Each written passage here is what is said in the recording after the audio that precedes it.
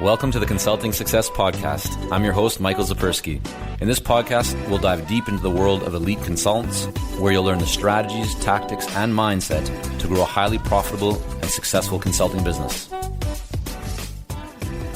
Hi there, and welcome back to another episode of the Consulting Success Podcast. Joining Michael on the show today is Natalie Kaminski, who's the CEO of JetRockets.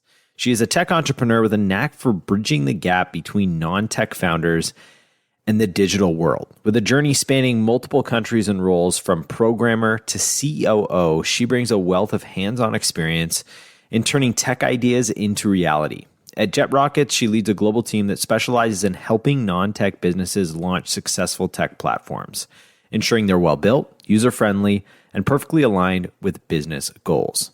Now, as you'll hear, Natalie has built her business and team to 63 employees. Now, in order to scale to that size, you need systems in place to help you grow. If you're an entrepreneur, you feel overwhelmed in your business and want help, the Consulting Success team is offering a free, no-pressure growth session call. We're on the call. We're going to dive deep into what makes your situation unique, have a real talk about your business goals, and whip up a success plan that's tailor-made just for you. We'll help you dodge those frustrating, costly blunders and save you from the headache of trying to figure it all out on your own. And lastly, you'll get the ongoing support and accountability you need, plus join a buzzing community of successful consultants just like you. Because let's be honest, growing a business by yourself can be pretty lonely at times. So to book your free growth session call, head over to consultingsuccess.com/grow. Okay, so now let me tell you about what we're going to learn in today's episode with Natalie. First, how to find your niche within a crowded marketplace, how to avoid the biggest sales mistake consultants make when finding new clients, how to find new clients using Natalie's three-pronged approach, how to create strategic relationships with other companies, break through limiting beliefs to grow your practice, and implement a self-managing management structure within your company, plus so much more. Here to share with you her story and insights is Natalie Kaminski. Enjoy.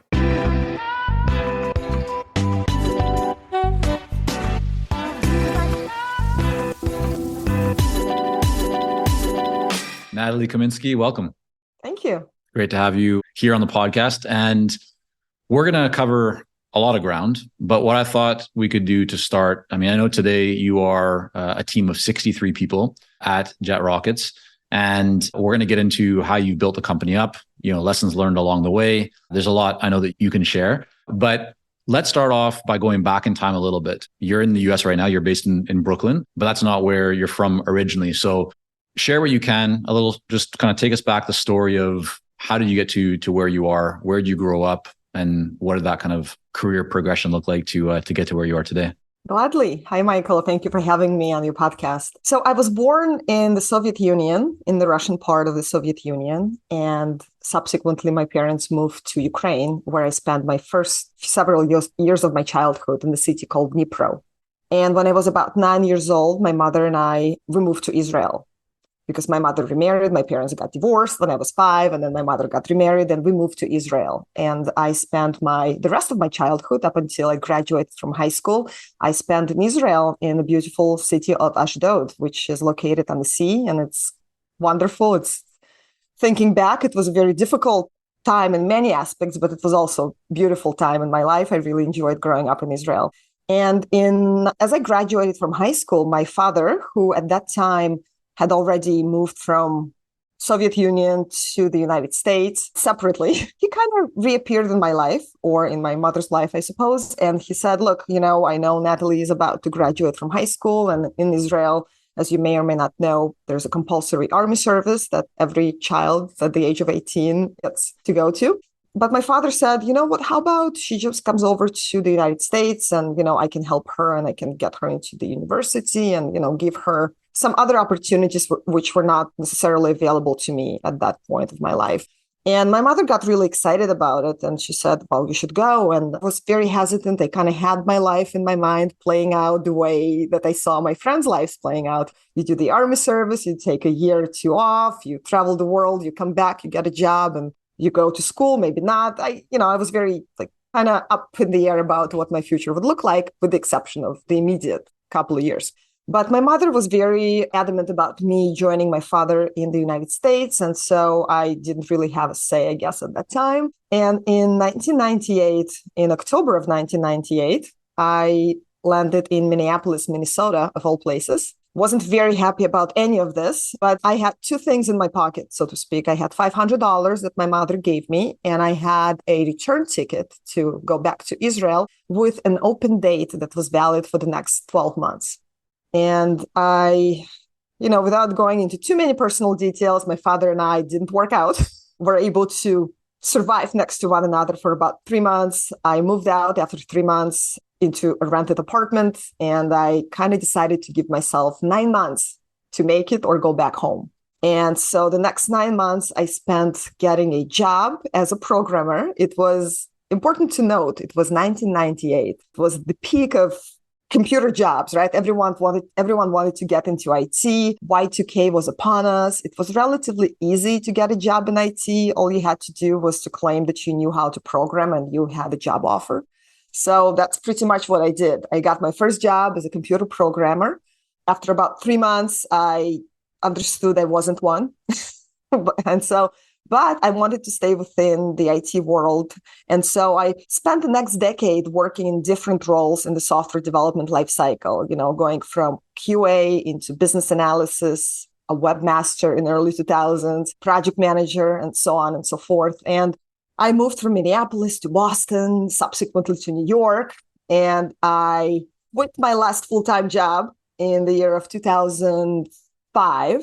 No, I'm sorry, 2009. Yes, 2009, at which point I took my first consulting client. Tell me actually about that. So you started JetRockets, right, in 2009. When you decided to start the company, how did you go out? Like you mentioned that first consulting client. So where did they come from? So did not officially start JetRockets in 2009. In 2009, I quit my job as a director of operations of companies similar to JetRockets at that time. It was an onshore software development company servicing the hedge fund industry. And I because it was a relatively small company, about 25 people, I was wearing a lot of different hats. I was managing a couple of projects. I was helping the CEO run the operations. I was helping in sales. So inadvertently, I kind of learned, in addition to my background in the software development, I also learned the business of software development inadvertently through, this job, which I held for about 4 years at that time. And I felt like I hit a ceiling. The company wasn't growing fast enough. The company, as a matter of fact, it wasn't growing at all. It was just kind of stagnating. And I felt like I needed to take a step back. I also had a 3-year-old, my first daughter. She was 3 at the time. I felt like I missed so much time with her the first couple of years. And I felt like I just needed to get away from it all. And so I quit my job and I said, you know what? I'm just going to consult for a while. It wasn't the company yet. The company will come later. But I said, I'm just going to freelance. That was the word, I guess, at that time. When you decided that in your mind that you wanted to freelance, where did you think that you were going to get your clients from? Like, it sounded like you were already confident that you would make this work. What gave you that confidence? What were kind of the signals or signs for you that this would come together? So due to the nature of my last job, I made a lot of different connections in the industry because I attended a lot of industry events. I kind of made a lot of connections through the people and clients I've worked with. And again, it's important to keep in mind, it was 2000, on the heels of 2008 collapse. A lot of companies went belly up, but then also a lot of new companies popped up. And so some of the people I knew, they started, there was some chatter about, oh, can you help me do this? Can you help me do that on the side? So I feel pretty confident that if I went out there and I emailed a few people and I said I was available to do some consulting gigs, I guess, that I could get something, right? At no point was I sure, oh my God, clients were lining up. There was no such thing, of course. But I kind of felt confident enough that if I put myself out there and I've continued with the networking and kind of just going out there and mingling and seeing what people are doing and how people are dealing with the whole financial crisis, because there's always an upside to any financial crisis, right? People are trying to create something new. So there's always an opportunity. And I felt like I could find my way. And my first idea was I could go and I had all this knowledge, especially in the financial service, because we were servicing the financial service clients industry. I said I could go and maybe I can help develop some new products, software as a service tools, specifically around research. That was like one big area of interest of mine at that time. And so I reached out to a few people that had in my, in my contacts list. And I said, this is what I'm doing. I'm trying to find a client. I'm trying to help someone build a new product. And relatively quickly, I got a few responses back. And the first response I got back was from client who I used to work for, who since that left the company that he used to work at, and he was contemplating starting a new business. And that's exactly what happened. So he said, you know what? I love the work that you did when we worked back then. So why don't you help me figure out and kind of be the product manager? At that point, he just wanted to figure out how and if his product idea was feasible. So now let me jump in for a second. So what I'm hearing is you kind of took the path, which is a very classic common path in the world of consulting. This is what we kind of call internally network reactivation, right? So you have this network, you built up these relationships with people, you decide that you're going to now start this business or at least start consulting even before the business. And you essentially kind of reactivated your network, right? You said, hey, everyone, here's what I'm planning to do, or here's what I'm interested in. Do you know anyone, or how does this resonate, or any thoughts or ideas? And then from that, some opportunities, that kind of becomes your first group of clients. Is that correct? Pretty much, yes. That was the goal. Look, to me, financial stability has always been of importance. And so I couldn't just take my time and just figure it myself out, right? Like many people do. So I had to act quickly. So I precisely, just like you said, I reached out to my network and said, listen, I'm available. Does anybody have any ideas? So then if we fast forward to today, your company obviously is very different, right? It's not just you as a solo consultant anymore. It's now a team of 63 people around the world. What's working best for you right now from a business development, marketing standpoint? How are you filling the pipeline? How are you generating qualified leads? What are 2 or 3 things that you're focused on that are working really well? Yes. Well, I'm going to start by saying what does not work in my world at all, which is cold sales. And that I've always had, and just define cold sales for those that are joining us who may not be clear on what does cold sales mean. Just define what that means to you. Yes. So just reaching out with cold emails, cold LinkedIn messages, cold phone calls sometimes to people you don't know and basically say, hey, buy my services right now. I'm the best at this. So I've always had this theory that in our world, specifically in the things that we do, it doesn't work. You have to build trust. You have to build relationship, especially because most of the time the price tag on the services and the platforms that we build is quite high, right? So it's not like we're selling $100 software. Yeah. So just give a range. So when you say it's quite high, what is that? We typically start at about 50,000 and up. That's our entry point. Yeah. So, for many people, it's a significant amount of money. It's significant investment. And I personally would never buy anything like this through a cold email. So I like to always say, before I do something, how would I react to the same thing, right? And of course, I'm just one person. I think I talk to clients about this kind of thing all the time, right? It's when people wonder, what kind of email should I send? What should I do? What kind of content should I create? It's put yourself in the position of your ideal client and really think about what's going to resonate with them. What would they appreciate? What would they pay attention to, right? How would they likely respond to what you're planning on doing? And if you really think about that, you often know quite quickly whether pushing the send button makes sense or completely rewriting makes sense. So that makes complete sense. Okay, so cold outreach, cold sales is not something that you do, something that you do not think is effective for your business. So what does work? What is effective? So pretty much the same approach: networking, building trust, building relationship, thought leadership, and referrals. Okay, so let's go into each of those a little bit. Maybe not all of them, but you said networking. To some, networking, right, might mean attending events, like in-person physical, right, events, or it might be part of some kind of associations, groups, so forth. Can you just share with us what is networking? When you say networking is working for you, what are you actually doing from a networking perspective? So all of the above, right? So I definitely attend events. Historically, conferences have not been a place where I would find, or my salespeople would find, a lot of leads, only because I feel like at conferences, again, very similar to kind of cold calling approach. People are there for a reason. A lot of people are there to learn something. I always look at sales from a point of, hey, what can I give you before you even start paying me money, right? What is that value add that I can offer to build the relationship, right? So when I say networking, I'm going to make it, I'm going to bring it home.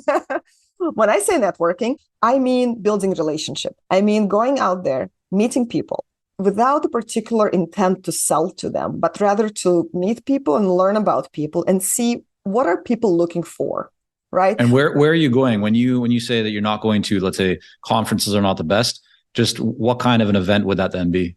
So, I'm lucky I live in New York City and lots of stuff happening. Yeah. Yes, there's a lot of stuff happening. So I like to go to, sometimes it could be just simply a networking event for people like in tech, right? Or maybe startup convention, or not so much a convention, but rather like an evening listening to VCs talk about stuff, or some particular themed events, right? So maybe AI, or maybe something of that so nature. It's not just, I'm kind of going into this a little bit deeper because I want to really make sure that everybody can get value and see this clearly. So you found it's not like the big industry conference where people are just going to learn.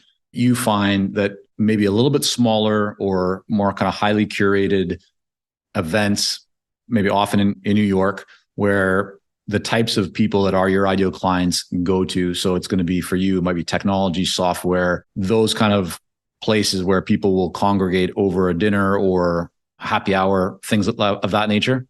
Yes, and not just my potential clients, also my potential strategic partners, because remember, that is also very important, right? To build those relationships with strategic partners who will then be able to send clients to you, and you will reciprocate with, sending potential clients to them. Because again, we're in this consultancy world. It's all about creating additional value for our clients. So if my client comes to me and let's say I can provide a certain service, which is software development, for instance, right? But they also need help with go-to-market strategy. It would be a lot of value for me to be able to say, look, I know these 5 companies that can help you. And I think for your particular needs, you should go and talk with these 3 people. Yeah. Give me just a quick list. When you say partners, strategic partners, what kinds of companies? So you're in the software development business. Who's a strategic partner for you? So for me, an MSP, anyone providing IT services, right? Like I mentioned, go-to-market or marketing companies, big strategic partner. Design agencies, companies that just focus on, let's say, product build and product design without the engineering component. Even though we do offer some of those services, we find that a lot of our counterparts on the agency side do not offer our piece of work. So those are great relationships for us to build. And of course, accelerators and like just venture capital funds. Those are big. Those are very big for us. Yeah. Another thing that you mentioned that works really well for you, in addition to networking, you said thought leadership, which we talk quite a bit here on the podcast. We do a lot of this ourselves at Consulting Success, right? It's just thinking about how can you create valuable information, insights, data, whatever it might be, right? So you create it, but you also have to distribute it, promote it, right? Get it out into the world. But it's really providing valuable intellectual property, or you're kind of developing your body of work and getting out into the marketplace. But you mentioned referrals as well. And I want to go into that one a little bit, because for many people, referrals is something that they welcome. It's a big part of their business, maybe the majority of their business, but they're more reactive than proactive. It's like when referrals come, yes, but they're not actually doing anything intentional to generate more referrals. And I'm not necessarily saying that's a bad thing. It's just what's common. I'm wondering, when you talk about referrals, is there anything that you're doing that you feel like doing A or B things really contributes to us getting more referrals? Well, first, you have to really take care of your clients, right? You have to not just ask for a referral, but you have to create a situation where your client just brags about you every place they go without you even asking them, right? Because you've created so much value for them. You've become indispensable for your client at every step of the way. I want to just I'm going to keep drilling down on this, because our listeners know that I always like to go deep and deep just to try and get more and more stuff for them. So when you talk about that, is there anything that you do specifically to take care of your clients or to create that level of value that you feel maybe others don't do, or you just feel like, yeah, this is a really important part of our process or our approach?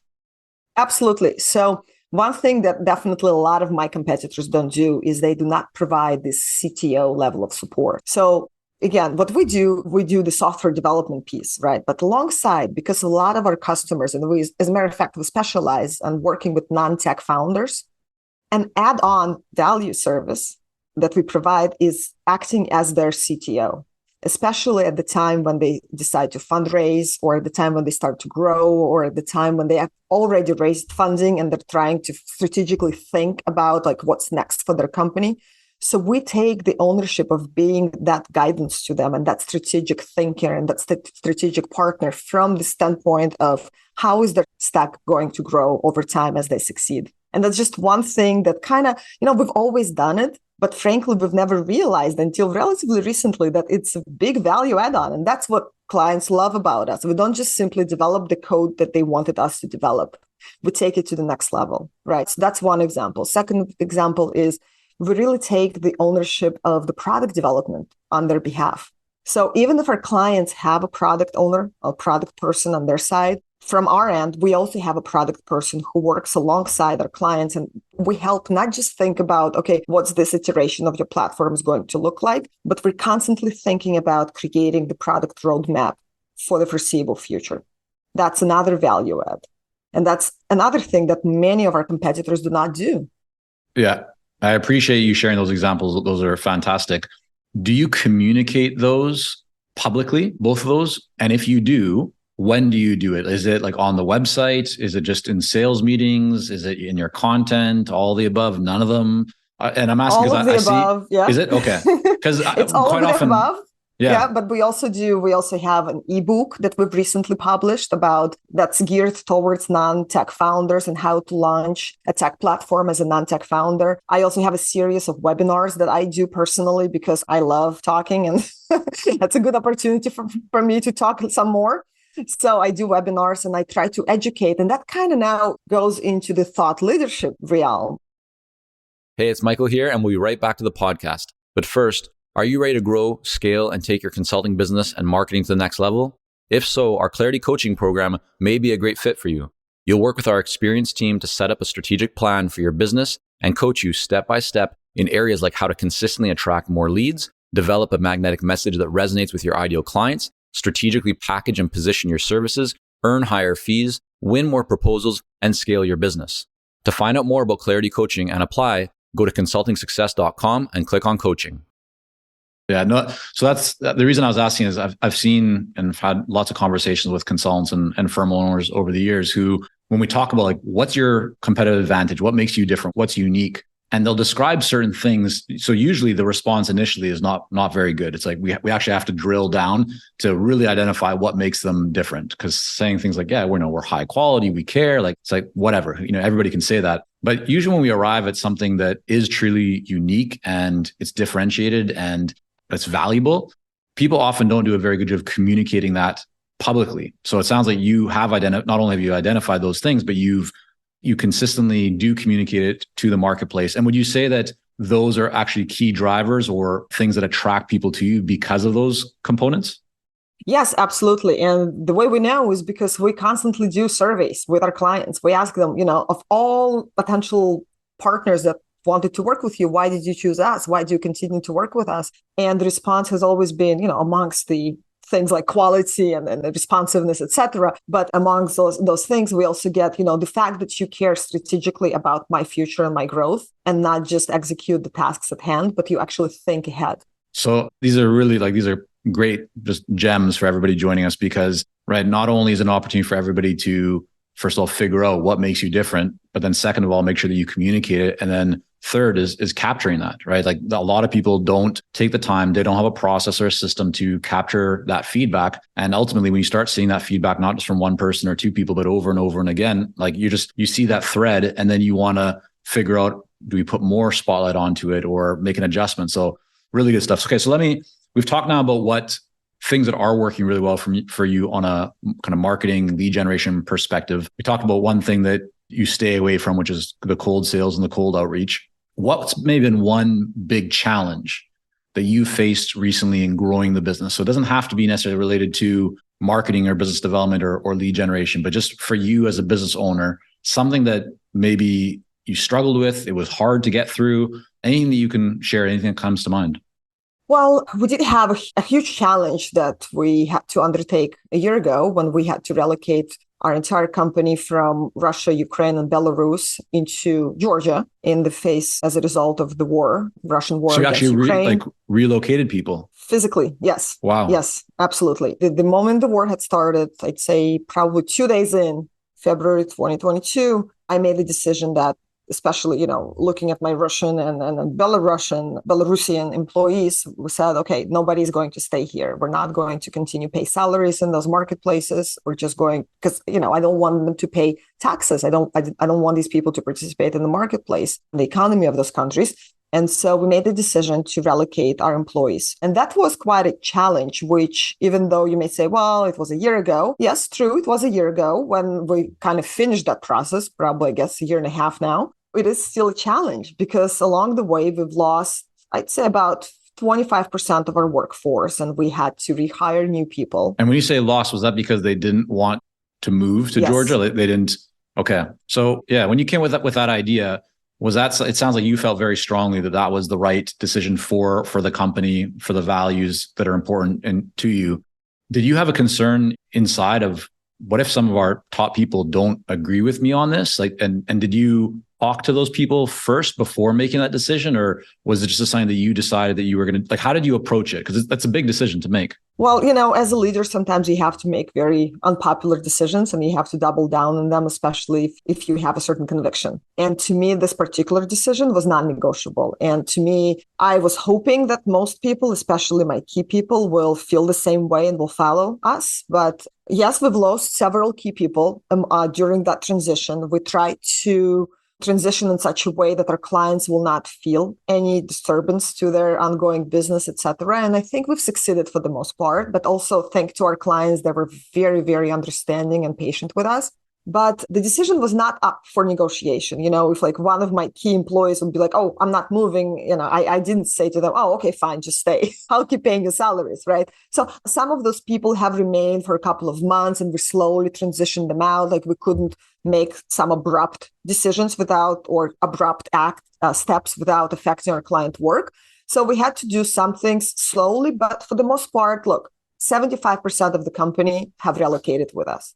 Out of the 25% that decided to stay behind, I'd say majority had valid reasons. Family members that couldn't or didn't want to come with them, maybe elderly sick parents or other reasons that I don't judge.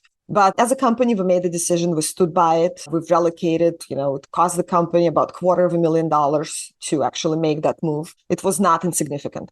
But at the end of the day, I think it all came to the point where as a company, we became stronger. We learned that we can go through adversity and kind of, come out on the other side. People who came with us, they proven their loyalty to us and kind of vice versa, right? And so as a company, we came out stronger, but it doesn't mean it wasn't challenging. It was extraordinarily difficult, right? And till this day, the people who live in Georgia, and by the way, many of them, after spending about a year in Georgia, have decided to continue on their journey and they moved to other countries in Western and Eastern Europe. But a lot of them ended up in Portugal and Serbia and Spain. Those are the kind of the key areas where a lot of those people have gone to. People are still struggling. They currently do not have a place they can call home. There's a lot of kind of visa issues and a lot of situations that people are still trying to deal with. And it does create a certain level of stress for everyone and pressure. But as a company, we try to do everything to support them. And so that's been probably the key challenge over the course of the past year and a half. I appreciate you sharing that, because that's definitely a big challenge, and one that I would imagine is not, I should just say, would be controversial in some ways, possibly for some people. So I appreciate you sharing that. You talked about this was a hard one for you. And the other thing I wanted to ask you about was today, as with a team of 60 plus people, I know at times it's even been higher than that.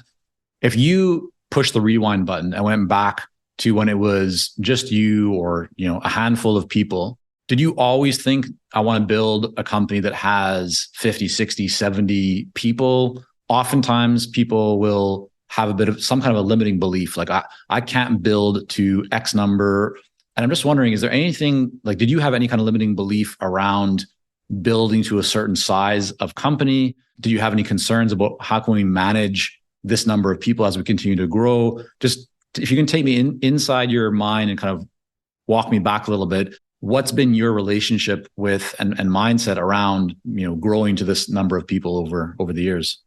I love this question. Thank you. So no, right. The first answer is no. I've never had a business plan. I've never had an idea of, I'm going to build a company with 62 people or 75 people. That's never been the case. As a matter of fact, I still don't, but we'll get to it. So I'd say the first 5 to 6 years, it's really been like a lifestyle consultancy business. We've had, and when I say we, at that point, I think we were a team of maybe 15 at the peak before we decided to kind of take the next step. 15 to 20, we kind of fluctuated up and down a bit. And we had 3 to 4 projects at a time. And we didn't have any project managers. I was doing a lot of the project management work. So I was doing a lot of work in the company, not just on the company. But it was I sometimes think about those times and I reminiscing back and I'm like, it was such an easy time. It was so cool. We were making enough money to feel good, right? To maintain certain level of quality of life, quality of living, not too much stress and not too many people to worry about. And it was good. And then my partner, who is my CTO, he came to me and he said, so, and I said, so, and he said, why aren't we growing? Why are we stagnating at this size with this, revenues that haven't grown year over year over year for the past 3 years? And I said, what do you mean? We're doing awesome. He said, well, yeah, we're doing fine, but why are we doing this? So it was really him. He was the driver behind that decision to say, you know what, maybe we can do something bigger here, right? He said, we have such an amazing process going on. Why aren't we applying this process? And why aren't we actively growing? And I was very hesitant. Let me tell you, Michael, I'll be honest, I was very hesitant. I said to him, but I'm so confident, I just had my second child. And I'm like, but I love this life. I don't have to work too hard. I make enough money to feel good. Like, why do we need more? And he said, well, then, because we have something good going on. And I took some time and I thought about it and I kind of gave in. And I said, you know what, fine. Let's try. Let's see what happens. And by let's try, what I really meant is, fine, I'll go and try to do some more sales. That was the really, let's do this behind it. And so I started to pay, I went back to the networking. I went back to, the emailing. I went back to very actively asking our clients for referrals and be like, do you know anyone who's looking? Right. And amongst those things, one thing kind of led to another. And we did kind of, the train kind of started moving along. And then we realized very quickly, I think we got to 35 people, like very, very fast. And that was a little bit kind of like, oh my God, what's happening? Like way too many people. Looks like we need to start hiring some quote unquote overhead positions, such as project managers and like testers. And we did. And then again, we grew probably twice, like we doubled our revenue in like a year. So let me ask you on that. So when you were at 15 people and then your CTO co-founder says, hey, let's take this to the next level. We have a good process. We can make a bigger impact, so on and so forth. How did you get to that next level? You went from 15 people to 35 people. Was that landing a couple of big projects or was it landing a handful of projects? What actually took you to that next level? So we got two or three projects that the key here is not just getting like one-time projects. The key to our growth has always been building long-term relationship with our clients and creating those retainer agreements with our clients that allowed us to hire people knowing that I'm not going to have to downsize the next month. How important is or are retainers in your business? Very important. I'd say 80% of my business is retainer based. Do you think that other web development, software development companies that do not use retainers, they just create a website, create a piece of software, and that's it? Do you think they're completely missing the boat? Like they've lost their minds and they're missing something huge? Or I think it depends on the business model, right? Like to me, it's such an obvious decision. If you have an opportunity, if you have a client, if you found a client that requires this long-term support and this long-term care and support, then why wouldn't you try and develop that relationship with them and buy yourself or make yourself this peace of mind and this long-term project? So when the company went from 15 people to 35 people, then today, right? So I think you said 63 people.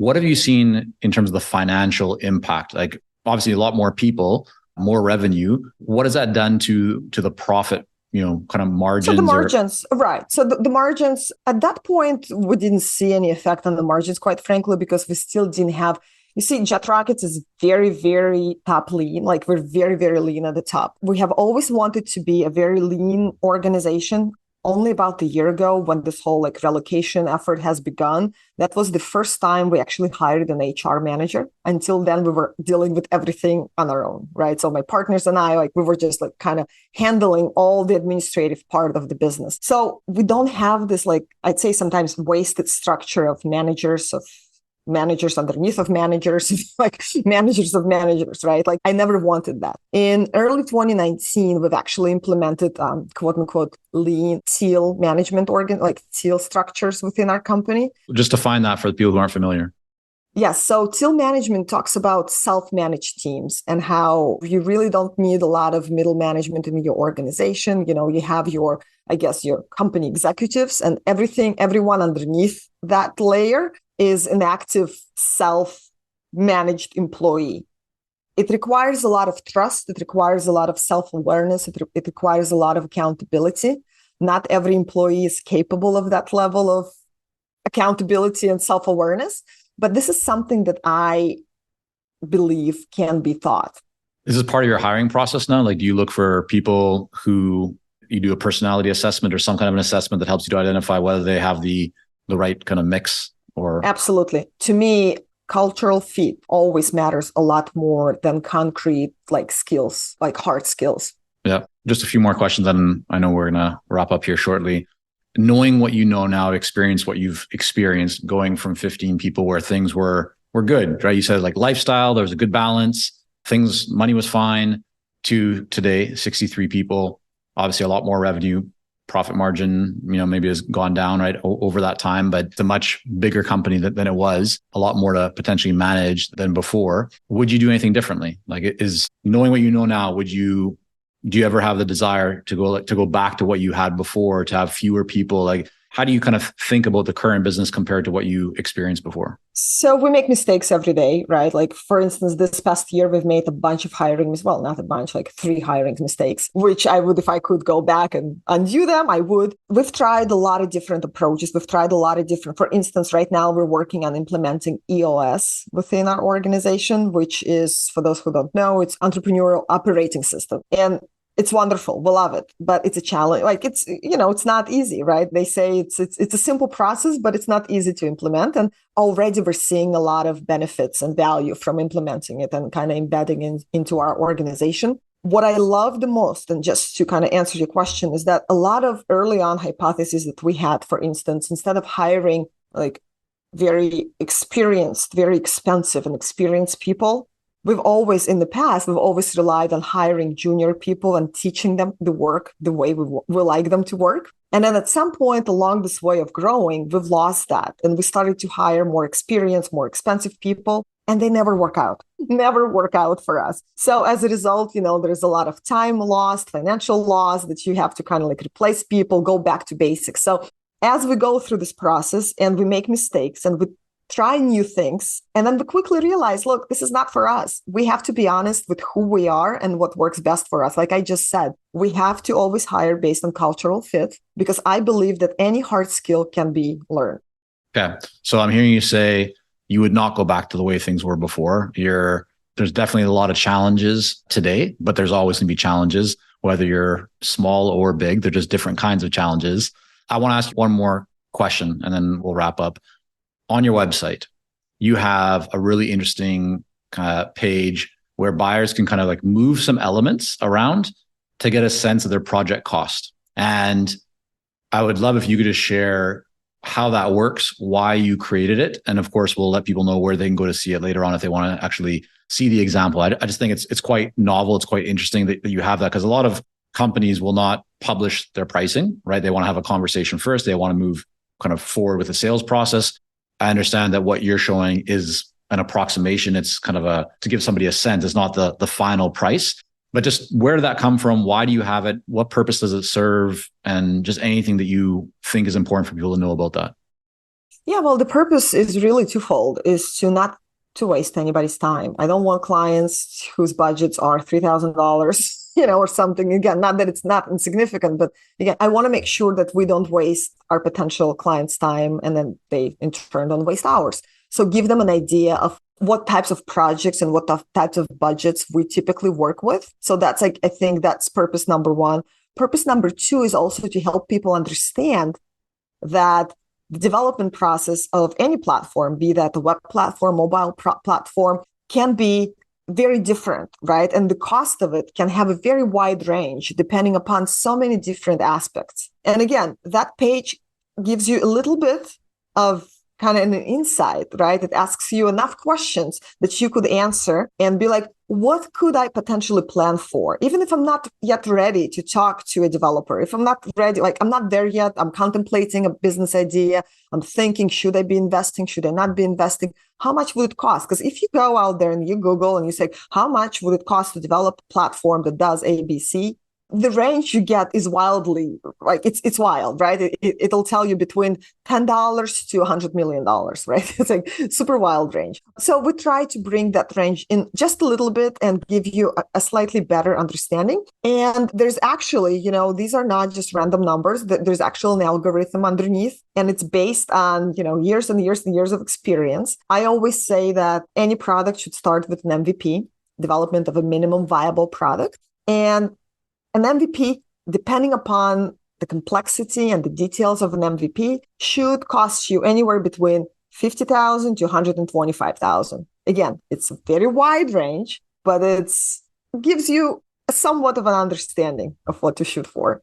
No, I think that's great. And again, we'll make sure people can go and have a look at it. I think it's a good example of how to put something like that into practice. And for those that may be just getting started, it may not be the for where you should be focusing in terms of putting your pricing right away on the website. But I think especially as a company is gaining more experience and is becoming more established, and in your case, right, very well established with a lot of inbound lead flow and people checking you out, right? The last thing that you want is to spend all your time or your salespeople's time, right, on calls with people that are unqualified. So having that kind of qualification component in there, I think is really great. So with that, Natalie, I want to thank you so much for coming on here today. And where should people go so they can see that pricing kind of vehicle, or I don't know what you want to call it, pricing tool? Calculator.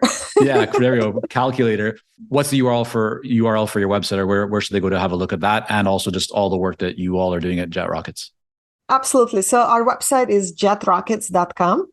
And you go there and there's a pricing menu item right to the top menu. And I welcome everyone to come and check it out. You can also find me on LinkedIn. I'm pretty active on LinkedIn. My name is Natalie Kaminski. And that's, if you Google me, you'll find me there. And my email address, it's natalie@jetrockets.com. I'm always happy to chat. If you have any business ideas, I'm always happy to chat and offer my advice. All right. Well, we will have all that linked up in the show notes at consultingsuccess.com. Natalie, thank you so much for coming on again. Thank you, Michael. I really appreciate you having me here.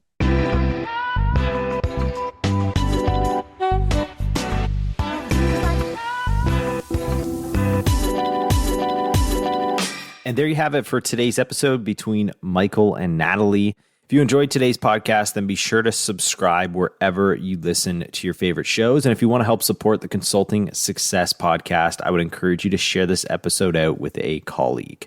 Also, as a reminder, if you want to book your free no pressure growth session call with the Consulting Success team, be sure to visit consultingsuccess.com/grow to book your free consultation today. Thank you again so much for tuning in to today's podcast. That's the end of the line for us this week. We'll be back next week with another one. Until next time. Thank you for joining us on this episode of the Consulting Success Podcast. For more episodes and to subscribe, rate, and leave a review, head on over to iTunes. And if you'd like to develop consistent lead flow and a highly profitable consulting business, learn more about our coaching programs at consultingsuccess.com.